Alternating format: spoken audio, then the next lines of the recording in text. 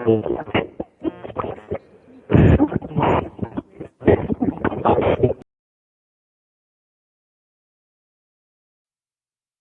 24th, 1991, was an overcast day in Wolf Pine, Kentucky. Spitting rain had fallen most of the morning and into the afternoon.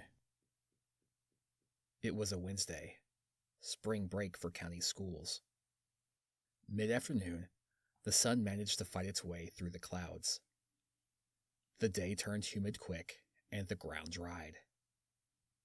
Mrs. Casey Abbott let her 9-year-old son Mason out into their backyard. He was a slight child, but, like most kids his age, full of energy. It had rained all week, and Mason was going crazy from being cooped up inside the entire break from school. Casey was happy to have a moment where Mason was not under her feet. Released from the house, Mason shot straight for his swing set. As Mason played, the clouds returned. Casey sat on their back deck, watching him. Except when she made an occasional glance at a book she was only half paying attention to, Mason was rarely out of Casey's sight. Until she got up to get a drink. The moment she stepped back into the house, Mason screamed, a terrified, pain-filled scream. He screamed and screamed. He didn't stop screaming.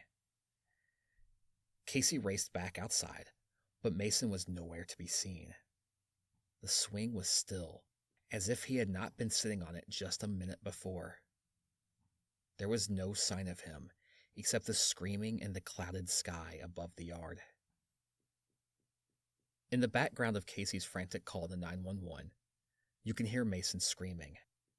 At least one neighbor also called police in response to the screams. It's far off, but you can hear Mason in that call as well.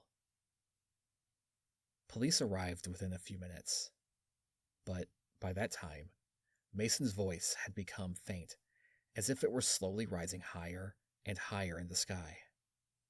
It did not take long for his screams to fade completely. 2 days later, during the search for Mason, police found the body of a child around his age in a creek near the Abbott home. An autopsy revealed injuries consistent with a fall from a great height, and that the child most likely died the same day Mason disappeared. However, authorities determined it was not Mason's body. It took a few weeks, but the victim was eventually identified as Dwayne Benson, who vanished from Norman, Oklahoma 3 months prior. Mason is still considered missing, and his case remains open.